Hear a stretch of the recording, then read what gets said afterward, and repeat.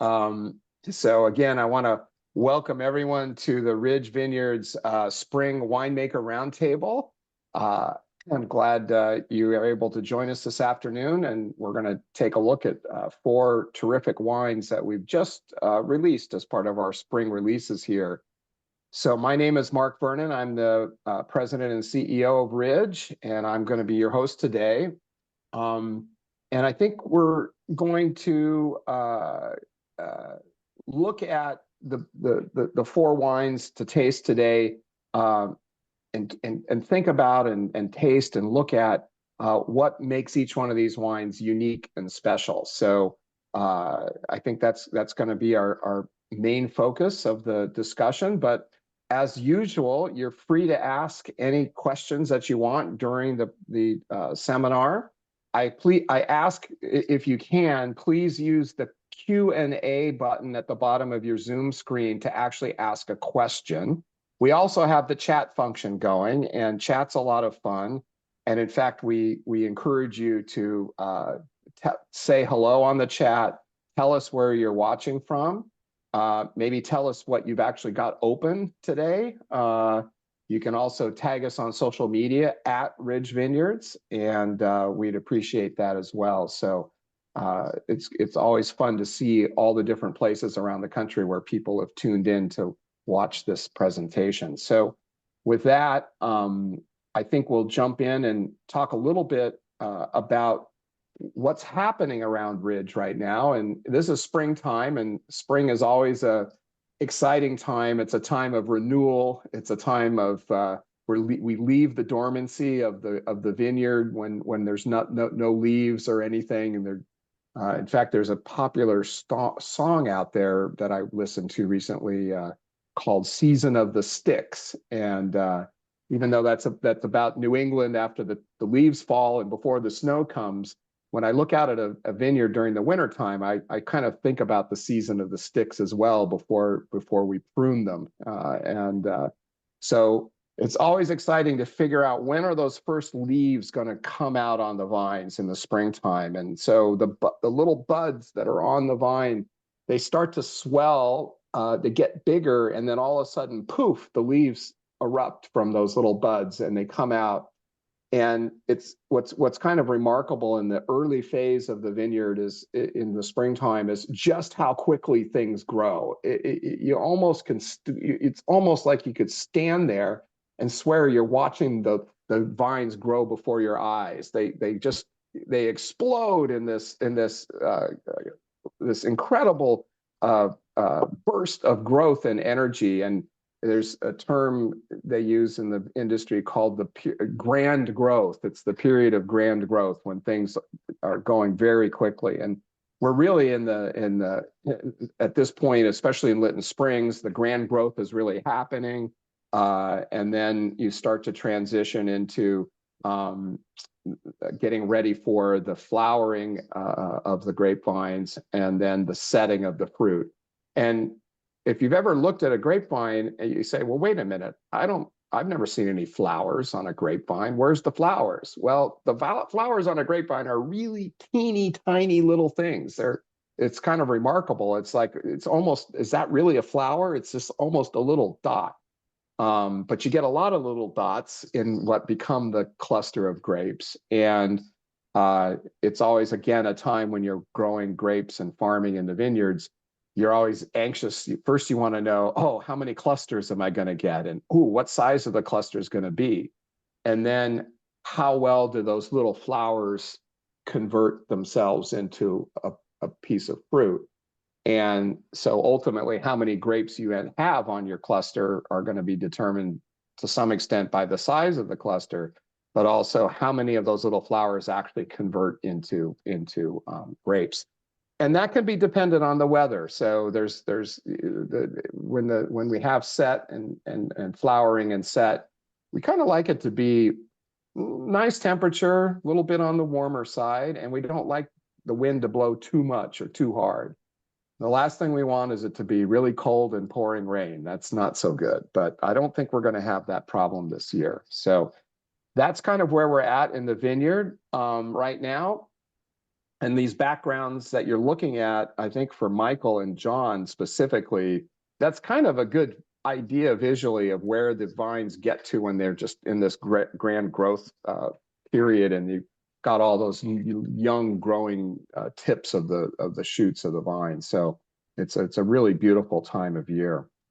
So now let's talk for just a minute about the wines and our philosophy at Ridge. We've always focused on looking to make wines with grapes from a single vineyard. And why is that? Well, it's because there's always, we've had all the way to the founders of Ridge, we've had a strong belief that if you find just the right location that's perfectly matched and perfectly suited for a particular type of grape, then you're going to get outstanding quality fruit, which can be then made into outstanding wine.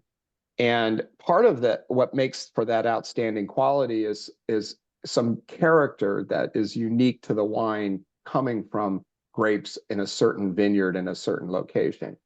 And so really from the very beginning, the very first wines that Ridge made, the first Montebello Cabernet in 1962, was all from a single site. And it was from a very unique and incredible site at Montebello. And over the years, we've continued to always look for these unique sites that are capable of producing something truly special. I think we've been fortunate that we've succeeded in locating a number of those incredible sites, and not only locating them, but been able to either acquire those vineyards or enter into long-term relationships with the growers or owners of the property so that we're able to make those wines year in and year out. So I think with that, I'd like to now introduce the other panelists and then turn it over to them, because this is really the group of people responsible for making these incredible wines. So first, I'm going to introduce Michael Bairdsmith, who's our assistant winemaker at Lytton Springs. Hi, Michael.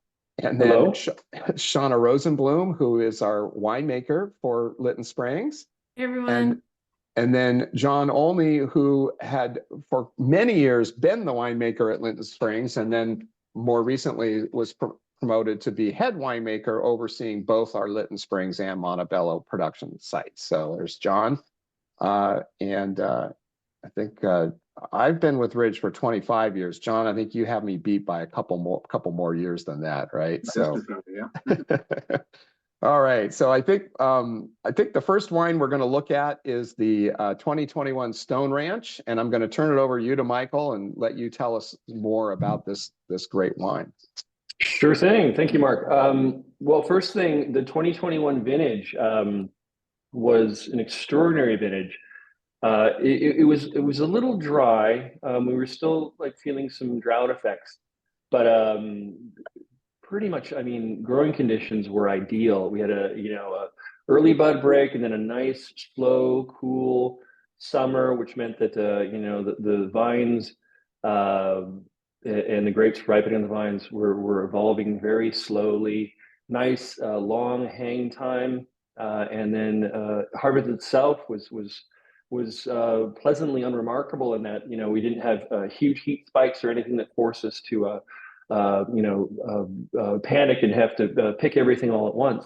It was a really it was just a kind of a perfect vintage, and it was really easy to make the wines from that vintage, and sort of hit the mark as far as picking times went. The Stone Ranch is one that been farmed by the Furlong family for years. It's not one of our estate vineyards. It's an outside grower, but it's this beautiful vineyard just adjacent to our Geyserville vineyard. Unlike the Geyserville, it's not quite as old as 19th century vineyard, but like Geyserville. But also it's predominantly Zinfandel. There's a little bit of Carignan planted out there, but it's really truly nearly 100% Zinfandel, just 2% Carignan, 2% Petite Syrah. So it's got a little bit of that elevating complementary Carignan fruit, and some of that complementary dark fruit and tannin from Petite Syrah, but really mostly Zinfandel, and I think that shows on the palate. A beautiful Zin. I really love this one. We'd actually made a stone ranch 20 years ago, and hadn't since. It's kind of a convoluted story, but some years the fruit isn't available to us. Other years, we're not seeing the quality we want to do a single bottling. But in 21, it was such a perfect year for growing, especially in the Southern Alexander Valley where this came from, that we thought it was a fantastic option for ATP, and we were happy to bottle it on its own. Are we tasting wines in this as well? People, because I got my glass. I don't know if you guys do. Absolutely. I'd say give it a little sample if you can. It's got nice elegance to it. This is a 21 vintage, so it's got some decent time in bottle, where we're not just past the primary fruit and getting a little bit of the secondary qualities from it.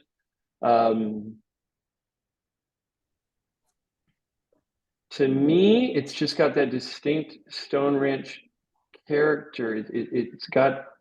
We often get this in the Geyserville, where aromas that you would get if you're walking through a dried out riverbed that's got a lot of stones in it. I mean, it's called Stone Ranch for a reason. It's very stony soils, and it comes through in the wine. It's that hot riverbed rocks on a summer day, minerality mixed in with some beautiful fruit. It's got really nice balance, I think. Fantastic acidity, which is indicative of that region. Some sort of alchemy happening with the soils there that just sort of helps retain acidity. So it gives it balance. It's not overripe, certainly not underripe. I think we kind of nailed it with this one. The alcohol is 15.2, which is unusual for ridge wines. You rarely see any of our wines north of 15, but for this vintage that worked.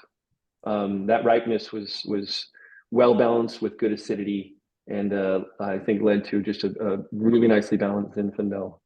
I think we were talking about food pairings for this. This is just cries out for pizza for me. Most wines are asking for pizza. Most days are asking for pizza, but this wine in particular, I think, is just like a really nice thin crust margarita, and a glass of Stone Ranch. My stomach just growled. I don't know if you could hear that. You're making us hungry, Michael, with that. It's getting close to dinner time here. I know we got some people from the East Coast here, and you guys have already had dinner, but Michael, I totally agree. I think the acidity in this wine is so pretty. I remember when I first tasted this wine, it was like, whoa, it differed from a lot of the other Zins in the 21 vintage, in that the acidity is so bright and beautiful and gives that really nice kind of elevated strawberry note. Mm-hmm. This is one where we've gotten it certain years where we've included in the Geyserville. It worked in that. This year, that was one of those ones that stood out as like having its own special character, and we were just thrilled to be able to bottle it on its own. So yeah, kind of a rare treat from Stone Ranch. This is not something you should expect to find from us every year. This is a bit of a one-off, which sort of makes it a little special. I'm thrilled to have it. So John, there's a question, or Shauna, or Michael, all three of you. So their customers are asking if we could give a drinking window for this wine. So what do we think would be a good time frame in terms of this particular wine? Can I go first on that one? Go ahead. Sure. Yeah. With the caveat that as a winemaker, I'm too used to drinking new wine, so I tend towards younger. This has got nice structure to it. It's almost like fine grain tannin. Clearly, it's not something that requires a lot of time for it to come around. It's very expressive now, but there is some good structure to it. And again, excellent acidity. So this I would easily lay down for 5 years. That being said, I think it's great now. I'd be interested to see where it was in 5 years. I'm sure others, if Paul Draper were on this call, he'd say 15 to 20, and he wouldn't be wrong. But just for my taste, I do 4, maybe 5 years. But again, I love it now. I think that's a great recommendation, and I think Yeah, checking in on how it would be 4 to 5 years from now, I think would be awesome. And then, depending on what it looks like then, you may decide to drink the rest of it then, or you may say, oh, let's go a couple more years. Let's go a few more years. So exactly, it's got because it's got good structure and good acidity, which I think is crucial. There's no chance it would fall apart in that short of a time. Yeah, no chance. Yeah. And I think given, again, and this is just to sort of reiterate the point that this particular vineyard is really just up the road from our Geyserville vineyard, Lytton Ranch. And it shares a lot of similarity in soil structure and climate, that, given what we know about Geyserville and the way the fruit and the wine from that vineyard can do well with some time, I think this is a good indication for the Stone Ranch as well. And in fact, I think one of the really fun things about the tasting we're doing today is not only are we tasting the Stone Ranch, but we're going to taste the Geyserville next. And so, we can look at, are there similarities in the wines, or are there also differences? And because of the fact that they are so proximate to each other and share a lot in terms of both soil and climate. So I think that's interesting. Good. Okay. Any other thoughts or questions? I'm trying to look if there's any other questions on the wine, and I think we're going to maybe go ahead and move on to our next wine. Let's say I think there was a question someone had asked, and there is a little bit of Petit Syrah and Carignan in the Stone Ranch to go along with that Zinfandel. So I think we're just to let people know that. Real quick though, Mark, there's 2% each, and interestingly, it's co-fermented with the Zinfandel. So all together. Yeah. Great. Awesome. Very good. And most of the vines that we're getting the fruit from in the Stone Ranch, they're pretty old vines as well. So John, I don't know if you remember the year that they were planted, but they are definitely old, on the older side, right? Yeah, I mean, the blocks that are going into this wine they're over 40 years old. They're about 50. Yeah. So maybe they're not in the same league as the 100+ years we have in some parts of Geyserville, but there's no question they're absolutely fully mature vines. So great. Okay. Well, with that, why don't we move on to the 22 Geyserville? And I think this is a wine where we can just maybe go around and hear a little bit from everyone on the team about this. John, why don't you start, and then Shauna and Michael can join in too. Sure. So, Geyserville, obviously, for Ridge, when it comes to Zinfandel, there's a tremendous amount of history here. This is, with the exception of the Geyser Zinfandel on Montebello, this is the longest running Zinfandel-based wine we made at Ridge. We started making Geyserville in 1966. And when Mark talked about really those sort of really unique sites where just the soil and the right mix of grape varietals and the microclimate all come together, Geyserville has proven over the years to without question to be one of those sites. Here we're looking at the oldest part of the vineyard that was planted in the 1880s, the old patch. And when it comes to sort of the magic of the field blend, Geyserville is certainly a perfect example. So we have Zinfandel, but we also have a significant portion of Carignan that's interplanted. You have Mataro, a little bit of Alicante Boucher, and of course some Petit Syrah. I think one of the things that's really interesting about the Geyserville vineyard is, even though it's only a couple miles away from Lytton Springs, and just a bit to the north, it's actually a little bit warmer at Geyserville. And I don't know if it's because of that, but when when they planted the vineyards back then 100 years ago, they included quite a bit more carignan in the field blend than you would see in most field blend vineyards such as Lytton Springs. Usually, right after Zinfandel, the next runner-up typically is Petite Syrah. But at Geyserville, it's carignan, and I think there's something about the soils there, and again, it's a little warmer, and I think the carignan really it really thrives, and it tends to give the wine this sort of a character that moves more into the red fruit, the cherry, a nice brighter acidity, and it's one of the things that differentiates it from the Lytton Springs, which we like to do the wine tasting side by side from time to time with the Lytton Springs and the Geyserville. But the 22, I think, is really spot on. To me, it was a vintage, and for Geyserville, where the grapes got to perfect ripeness. I think they would have gotten any more ripe, or if we wouldn't have been able to pick them in time, it would have been a little over jammy, a little that kind of riper, raisiny kind of aspect to Zinfandel, but we got it right at that perfect moment. So you have all the richness, all the fruit, all the viscosity that you get from the wine without it being heavy. So I think it's beautifully balanced, and a really great example of the wine in 22. Hey, John, we're getting a little bit of an echo from your sound, and I'm not sure if you maybe got two microphones going at the same time. I'm sorry. It's okay. No problem. Yeah. It's okay. Talk and I'll All right, thanks. Yeah. Have a glass of Geyserville first, then worry about the computer, right? Because the Geyserville is just tasting fantastic. So Shauna, you've got some thoughts you're ready to share. Yeah.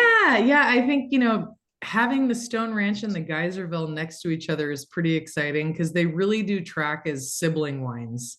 And, as John said, Geyserville, Lytton Springs, we generally, draw comparisons to those two. But I think it's pretty exciting to have these vineyards really in the same location. And I don't know, when we were first tasting the Stone Ranch out of barrel, I remember my first thought was like, this is baby Geyserville. This is like really a sibling of Geyserville, and an exciting component to kind of dive into on its own. For sure. So Michael, any thoughts on this particular Geyserville vintage? And you're muted, so I'll let you turn your mic back on. Oh, gotcha. Can you hear me? Yeah. I think they were trying to fix the echo by muting me. Yep. Or they just don't want to hear from me anymore. I think baby Geyserville is a great description. For the Stone Ranch. Right. The Geyserville, there's a lot of the same kind of character going on, but there's just so much more. This is one where I would want to hang on to this for a while. It's got some structure and richness and depth, and it's beautiful right now. But I know there's more in there, and it's holding that back just a little bit. I mean, I love it right now. But I mean, the guys, it's so funny. We do these. John mentioned earlier, we'll occasionally, taste Geyserville and Lytton Springs side by side, and we can tell which ones wish with 100% accuracy. Just kidding. We like, especially if it's like 5, 10, or 10, 15 years old. We're embarrassingly bad, or at least I am, at tasting these blind and guessing which one's Geyserville versus Lytton. You'd think it'd be obvious. Geyserville in its youth it's got that bright red fruit, lots of cherry, great acidity, and Lytton tends to be really more broad-shouldered and darker, a little more depth of fruit, darker fruit. But when they get older, they start to kind of align with one another, which makes some sense, I suppose. I mean, they're a stone's throw away from one another as far, geographically. But the microclimates are wildly different. The soils are wildly different. Mark hinted at that. There's some magic to the soils. And I talked to our vineyard manager, David Gates, about that often. And I've never got an answer that really made sense to me as to why the Geyserville has these soils that allow the wine to retain such great acidity. And that's showing up in this wine right now. It's got great acid, which gives it good elegance and nice balance, and makes it a great food wine. But also gives it some longevity.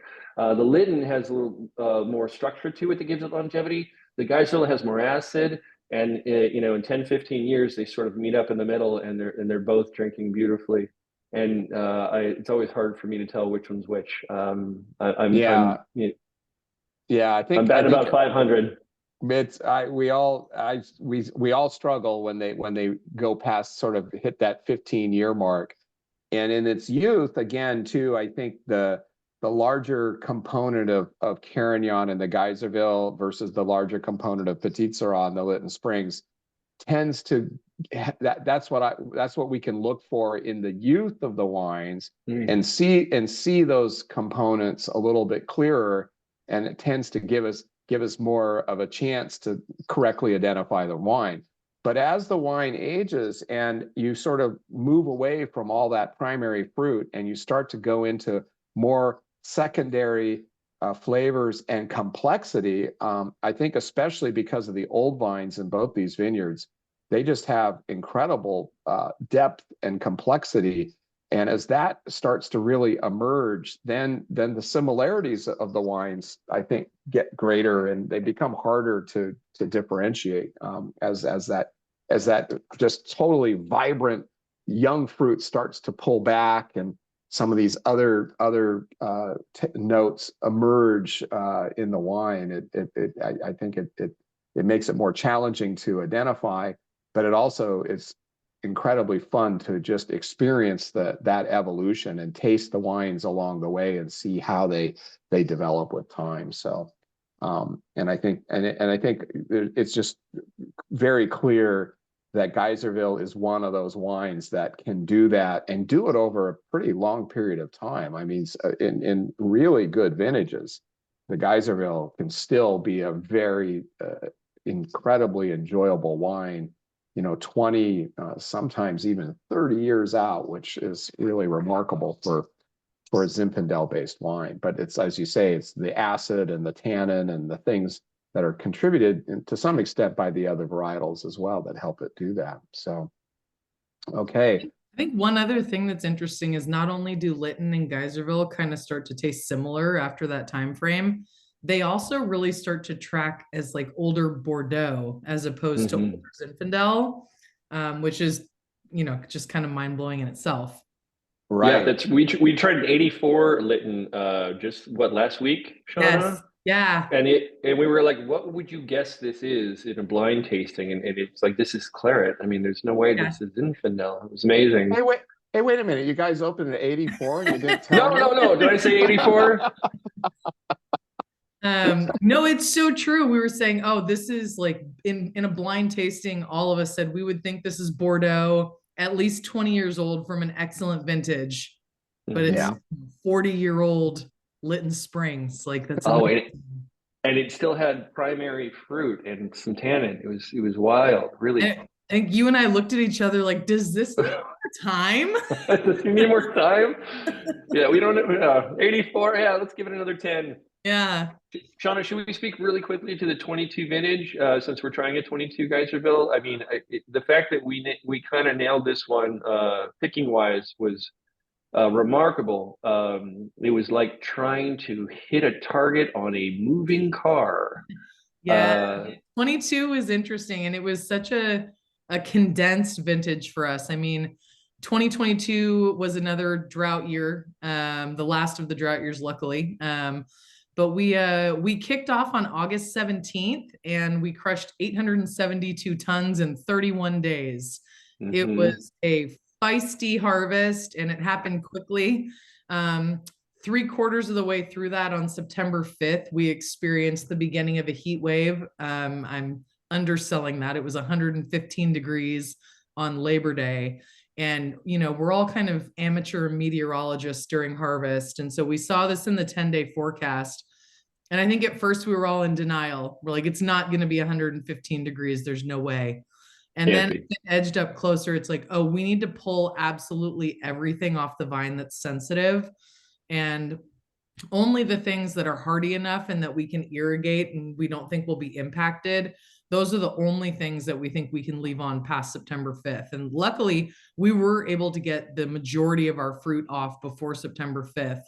And then some of like the Petite Syrah and some of the Syrah were in good enough locations that we were able to irrigate and kind of just hold on for a little while. And none of the wines picked after the Labor Day heat wave, you know, I don't get stewed fruit. I don't get hot, you know, notes. I feel like we did a really good job getting that fruit off the vine that was important to get off before the heat wave, luckily.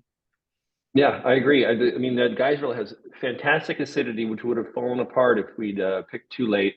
Would have had a high alcohol. It's at 14.5, so that's great.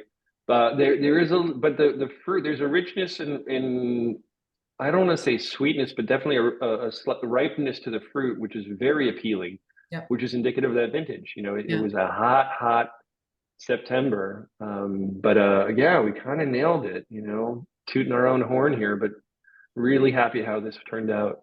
I think we're more just grateful that we were able to get the fruit off in time, because I think if you had Zinfandel left on the vine after September 5th, 2022, you were kind of in trouble. Yes. So we really prioritized picking all of our Zinfandel based wines prior to that. For sure. Great. So there's been some questions. Maybe we'll, John, I'll ask you a little bit more for some favorite vintages for Geyserville, and Michael and Shauna too. You certainly chime in, but we've got a number of customers asking our thoughts about which particular vintage of Geyserville that we really enjoy. So maybe you could share that with us. Sure. I mean, for me, 93. By the way, you sound good now, so I don't know what you did, but it worked. Oh, yes. Okay. 93 is certainly one of my favorites. So is 97. 97 was it was a pretty ripe vintage where it was very, very fruit forward, and there were lots of comments at the time that the wine wouldn't age, and those have been proven wrong, because it's held up beautifully. So those are just a couple of mine, but I mean, there's so many. Yeah, go ahead, Shauna. Oh, I was like 2004. I was going to say that I was just thinking that vintage. So go for it, Shauna. Well, during our 60th anniversary, I had the fortunate timing to join the Ridge winemaking team in 2022, which was during our 60th anniversary. And so I got to taste some beautiful older vintages. And during one of the tastings, I remember we were doing, a retrospective of Geyserville, and the 2004 is just absolutely singing. So I think for me, I really like a 20-year window on the Geyserville. Nice. Great. My tastes are basic. I really love the 17. It was a hot year, but bit of a drought year. So it doesn't maybe have the tight structure that you get from one of these more age-worthy Geyservilles. Maybe it's one that's gonna not have the same longevity. I'm probably incorrect about that, but I really like the 17, and everything from 19 was glorious. So 17 again, warm vintage. You could have some insight there. That could be I appreciate that take. Yeah. Both the Geyserville and Lytton are drinking really well now from 2017. I mean, they're all, obviously they're all great, but yeah, those are the ones I'm loving right now. That's the ones I'm opening in my cellar. I'm kind of with you on young wine too, though, Michael. Like, if I'm opening a bottle of red at home, like for pizza, it's probably like a 21 Stone Ranch or a 22 Geyserville, or something. Right. Well, you and I spent all of harvest walking around the cellar tasting Petite Syrah that was fermented. It was picked that year. So yeah. I know. It's very glamorous. It is. Yeah, I think I'm totally with you on let's go younger when we're going pizza for sure. There's no question. Let's all go to Diavolo right now. Everyone, yeah, there we go. I'll do it, man. Yeah, that's what I brought the last time I went there, was a bottle of Geyserville. No better place to drink it than right in town, right? No So yeah, shout out to Diavola. This is a pizzeria in Geyserville that's just heaven on earth. It's so true. All right. Well, I think that's a good discussion about Geyserville, and we're probably ready to move on to the next wine, which is actually one of the newer wines in our portfolio. And I think maybe before Shauna gives us all the details on the wine, John, you should just speak a little bit about the vineyard, the owner of the vineyard, and sort of how we came to make this wine, and then let Shauna talk about actually the wine itself, right? Sure. So when I first came to California, my first job in the wine business, I was working with Kermit Lynch, the wine importer, and that's what brought me to Berkeley, California. And so I was living there, and I was a block away from Chez Panisse, and I would I kind of became a regular there. And Kermit, of course, is known for his import wines, mainly from France. So I hadn't really been exposed that much to that many California wines. And when I went to Chez Panisse, there was this Zinfandel they had by the glass then, which was in 1989, and they still have today, which is the Green and Red. And it was really one of my first experiences with just how good Zinfandel can be when it's grown in the right spots. And so, and then over the years, so Green and Red is a vineyard up in, it's Childs Valley. So basically, it's technically Napa, but it's on the eastern portion of Napa, way up in the mountains. And Jay Hemingway is the mind behind. And I got to know Jay. He's just he was a sculptor. And when you really see the vineyard, which he carved out these terraces himself, it really is like someone had sculpted it. It's beautifully manicured and laid out vineyard.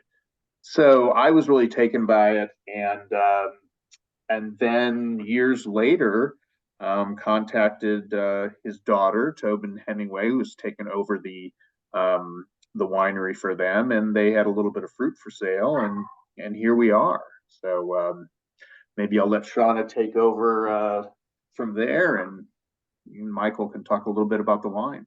Yeah, definitely. So, you mentioned about Jay being a sculptor, and so there was already kind of a connection that I felt with Tobin. Mark and I are both on the board of directors of ZAP with Tobin. And my background is in fine art. I'm from the East Bay. I spent a lot of time around UC Berkeley and that whole area, and a lot of the sculpture folks there.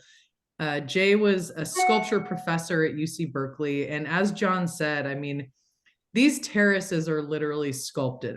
You go to this vineyard, and what greets you is just this most beautiful welded sculptural gate. And you open the gate and you go in, and it's just textures and different depths of field. And it's such a gorgeous experience to go there. And you can kind of, you can just feel how special this place is. So there are 3 vineyards within Green and Red. The top one is called Tip Top. That's where half of the fruit for our wine comes from. And then the bottom vineyard, the Childs Mill Vineyard, named after one of the early mills that was there in the area. And the vineyard itself, Green and Red, is named for the types of soil. So red chert and greenstone soils. It goes up to, about 1,700 feet in elevation. That's pretty substantial elevation, especially in Napa. And yeah, it is, the bottle's funny because it does say Napa Valley, but this vineyard is anything but in a valley. But I think for me, the flavor profiles from this vineyard are very classic Napa, that kind of gorgeous blue black fruit. I get a lot of blueberry, kind of cigar box cedar. And we did co-ferment it with a 2% Petite Syrah. The Petite Syrah is grown in the lowest vineyard down in Childs Mill. And this is the first vintage for Ridge of Green and Red, and it's so exciting. And it was a beautiful vintage to kind of begin our relationship with them. So I'm very excited to share this wine with you all. Great. Yeah, I just wanted to interject real quick. There's so many parallels between this vineyard and I think Ridge vineyards, especially in reference to Montebello. We're talking, it's like you said, it's Shauna, it's Napa Valley, but it couldn't be further from Napa Valley. On a map, if you can imagine the the Silverado Trail and Lake Berryessa. I know this is a very local reference. It's about halfway in between. It's just really far out there, high elevation, winding roads take you up to it. And it's a really special site that, the Childs Valley almost deserves its own appellation. It's really unique Right. and a beautiful one. It is I agreed. I think it is a micro appellation, but I think there might only be like one or two vineyards that actually qualify for that appellation. Right. And, when we were looking at what appellation, like in which to quantify this vineyard, Green and Red itself, they do call themselves Napa Valley, which is why we chose to kind of go with what they went with. But Michael's absolutely right. Yeah, it technically falls within the Napa Valley viticultural area, which is probably overdefined in terms of its size. It's a very large AVA. So I think we've put the correct AVA on the label, even though, as we have been talking about, it really is something very different from the valley floor in Napa for sure. Now we're getting a number of customers asking us what we think the drinking window is this. Yeah. And we're sort of hedging here because it is our first vintage. So we've just begun working with the fruit. On the other hand, we know the Green and Red wines that they've made for so many years, and I think have been just terrific. The wines have been terrific that Green and Red makes. So maybe we can cheat a little bit and look to how their wines perform over time. So John, maybe give us your thoughts on the drinking window here. Well, I think that there's definitely Green Red, there's a lot of appeal in terms of the fruit expression, especially since it's primarily Zinfandel. So, I think it's something definitely is very enjoyable, immediately upon release. And it's depending on your tastes, it's probably something you can cellar, a little bit like the Stone Ranch, for 5 years, but probably drink up in a 10-year window. Mm-hmm. Yeah, and I agree. I think Natalie, who's one of our awesome folks who interfaces with customers, she's gotten this question a couple times. So we kind of said 5 to 7 years. And it is interesting, going through the label writing process. There was a drinking window on it at one point, but I'd written too much. So it got edited out, unfortunately. But insider baseball, you guys now know 5 to 7 years. Yeah, I'd say 5 to 7 easy. It's got some serious structure to it. I agree. Even if it was predominantly Zinfandel, there is just something to it. It's got great structure that's going to preserve it for a good window.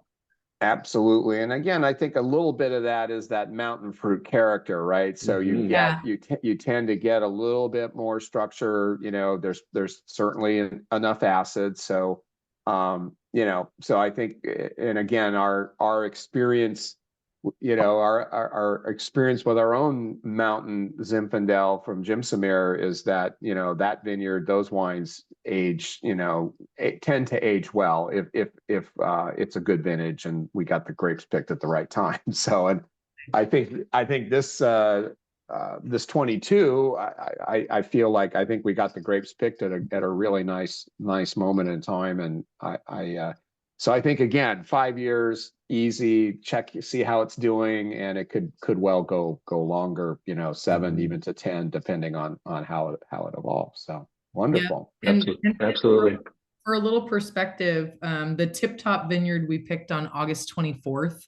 And then just before that Labor Day heat wave, 2 days in advance of the heat wave, we picked the other vineyard. So we got all the Zinfandel off in time by the skin of our teeth, but we got it off. Yeah. Man. Yeah, and to clarify, our time windows are from the data, from the vintage. So we take the vintage year and add 5 years and check in on it, and then we could see maybe 7 to 10. But when we talk about a drinking window, a number of years, we're always looking at the vintage data as the starting point. So okay, great. All right. Well, I think that's a good rundown on the green and red, which is, I think I'm really excited that we've been able to add this wine to our portfolio. I think it's very much the kind of vineyard that Ridge is looking for. Truly a unique site. We see that expressed in the wine, and we know that this vineyard has a great track record because we've seen the kind of wines that have been made from it over the years. So it's really it was very exciting when John was able to secure that first bit of fruit from green and red. So very good. Okay, well, let's go ahead and then transition into our final wine of the tasting, which is the 2021 Syrah Grenache Mataro. And this is a wine that we make from grapes grown on our Lytton estate. And John, why don't you tell us more about this wine? Sure. So Ridge first purchased grapes from the vineyard, the Lytton Springs vineyard that we see in the photo right there, back in 1972, and it wasn't until, and we continued to purchase the grapes, but it wasn't until 1991 that the property came up for sale and we were able to purchase it. And when we did it, the property was actually split into 2 pieces, and we purchased the oldest part of the vineyard in 1991, and then a few years later we purchased what we call Lytton West in 1995. And the Lytton West portion of the vineyard has lots of old vine zin on it, but it also had a few parcels of Syrah and Grenache, and a little bit of Mataro, also known as Mourvedre. And so in 1996, we decided to make a pure Syrah. It was co-fermented with a little bit of Viognier, and we were really impressed with the results. And we continue to make that wine to this day as our Syrah Lytton estate. But we kept kind of looking at the Grenache that was there and fermenting it and wondering what there was potential there, but on their own, the Grenache and the Mataro, they didn't seem to be at sort of standalone wines. But then we tried, blending a separate Syrah block with the Grenache and the Mataro, and we got something which we really thought was unique and special, and really had some of those characteristics that are quite similar to of course, the Southern Rhone blend, which is where this is most widely practiced. That is combining Syrah, Grenache, and Mataro. So we started making that, and we've made it into a style that we think is maybe a little bit more approachable than the pure Syrah, which really can benefit often from 6, 7, 8 years of laying down in the cellar. But it has that characteristic spiciness, the pepperiness, And we've been really happy with this wine and on the ATP program. So I think the 21 is a great vintage for us. I agree. 21 across the board seems pretty classic. Yeah, we had some just ideal growing conditions in 21, and we were able to pick the varieties for this blend. Nice low bricks and high acid, so it's beautifully balanced, and it really turned out fantastic. I hadn't tried this one since we bottled it, and I'm just floored by it. It's fantastic. It's incredible. It really is. Really nice work, John. I mean, it just cries out Rhone in all the good ways. So did we talk a little bit about, we refer to the grape as Mataro, but this is always a topic of discussion and question, right? So what other name is that grape known by? What country are you from? Right. Monastrell. Monastrell if you're in Spain, Mourvedre if you're in France, Mataro in California, but it's all mixed up. You can really kind of call it whatever you want. Right. Yeah, I think the Mataro is a little more traditional name for the growers out here in California, and so we kind of honor them with that. Plus, French is hard. Mourvedre. I mean, come on. Well, it's true. I mean, they're actually, it's interesting. They're 100, 150 years ago, there actually was quite a bit of Mataro that was planted in Napa. There still is in Contra Costa County. But as well, take Napa as an example, as many of those vines were taken out in favor of other varietals like Cabernet. It became more and more rare to see Mataro vineyards. But yeah, like Michael said, any grower from California, from any of the original plantings, they always called it Mataro. And so that's kind of why, that's why Ridge has sort of honored that tradition, even though the grape probably is more popularly known by its French name. Right. There we go. So, and this, the idea of blending Syrah, because you can make, and we've made standalone Syrah, and then, so maybe John, talk a little bit about, the contrast between a varietal, pure varietal Syrah, and then creating this blend with the Grenache, with the Mataro.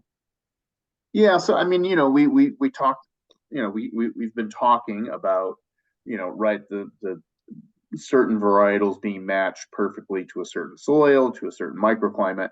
And our Syrah that we make, pure Syrah, comes from one single block at Lytton West. And, whatever the reasons are, I mean, I think soil is definitely part of it.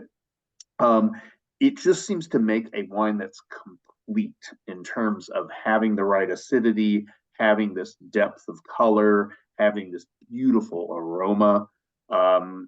And whereas we planted Syrah in other parts of the vineyard, which were very good, but maybe didn't have quite the same aromatic appeal. But then when we brought in Grenache, it really gives it that floral character. So it's just one of those. Sometimes it works to blend different components. Other times you have something where a varietal and block is best left on its own. Exactly, and I think that's really something that it took us some time. We had to spend some time learning the vineyard and understanding that just because we planted a block of Syrah here and then we planted another one there, especially at Lytton, as over time, we came to really appreciate that the soil is not uniform at Lytton, that there are different parts of the vineyard that have different soil profiles, different types of soil. And especially the Syrah seem, at Lytton seems to be sensitive to that. And we get different wine coming from, we think this is all one vineyard, and yet these blocks give us grapes that are different, right? Let's say, and even compared to Geyserville, where there's a bit more uniformity across the vineyard itself in terms of the soil and soil structure, we seem to have more variation, more variability at Lytton Springs, and I think it was something that it took us a number of years to really learn all of that, and then learn which vines were happiest in which soils. And as you said, in the case of the Syrah, some of those soils can produce this really incredible standalone wine, where other soils, it really does, it does better when you combine the grapes, and actually we end up with something terrific when you put these different varietals together. So, and I'm glad we've, over time, I think we've done pretty well at figuring out that puzzle. It's always still, there's always still things to learn, but I think at least in terms of where to go for the varietal Syrah and where to go for the blend, it's now something that I think we're pretty well established in terms of how that works, right? Well, and I think it's interesting too that, we could have just gone GSM, right? Like that's a more common blend, right? Is predominant Grenache. But Mark, to your point, looking at these different varietals in these different soils and figuring out, John worked with these for however many years, figuring out we're going to go dominant Syrah, it's quite atypical, frankly. Absolutely. Mark, you said it perfectly. Things like our Geyserville Ranch, where things are a little more homogenous, it can be pretty straightforward as far as like how our growing practices and blending. I've always referred to our Lytton West Ranch, which is the western part of our property that makes up the majority of our tonnage, as a bit of a patchwork quilt as far as soils, aspects, and elevation go. And so it's just, there's a whole lot of different things going on. If anyone's come to our winery before, it's set at our Lytton East Ranch, which is a smaller portion, and it's a little more homogeneous of a growing area. But yeah, the Lytton West, where all the fruit for this wine comes from, is a real hodgepodge. It's complicated. Yeah, it's complicated. So complicated. Go. Yeah.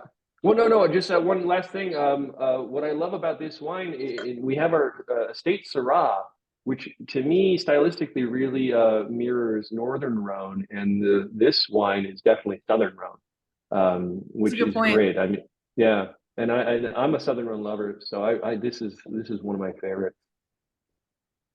All right, I think we're reaching the end of our hour together, and I want to thank our winemaking team for joining me on this seminar. I would like to point out to everyone that all of the wines that we've discussed and tasted today are currently available at Ridge. Either you can buy them at the tasting rooms or go to ridgewine.com and purchase them off of our website. I would like to point out that the best way to buy our wine is to do it without even thinking about it. And the way you do that is you join one of our wine clubs, and then the wines just magically appear at your doorstep when they're ready to drink. And these wines that we looked at today are members of two of our different wine clubs. So we have the Z-List club, which if you were in, you would have received the Geyserville as one of the shipments that comes out every year for the Z-List. And the Z-List tends to be focused on some of our larger production classic Zinfandels, like Lytton Springs, like Geyserville, like Pagani Ranch. And then we have our advanced tasting program, ATP. That's actually our original wine club that we started way back in the 1970s. And in fact, we make the claim that it was really the first ever winery wine club. And we keep saying that, and nobody's shown us an earlier one yet. So, but and the point of the advanced tasting club is to look a little bit more at smaller productions coming from unique vineyards, and tends to include Zinfandel-based wines, but also other wines like our Rhone wines, and other, occasionally other interesting varietals and blends as well. So always something interesting that comes through the ATP. Or the best thing is to just join both of them, and then you would get all the wines all the time. So there's more information about the clubs on the website, and I encourage you to take a look at that as well. So with that, I think we're going to end our time together today. Thank you all for taking your time to listen to us and hopefully share a nice glass. You've been able to share a nice glass of our wine together with us during this seminar, and we'll hopefully see you at our next one of these, or come see us in person anytime at both Lytton Springs or Geyserville. So I mean at Lytton Springs or Montebello. So very good. All right, with that, cheers everyone. Thank you. Thanks, Bye. guys.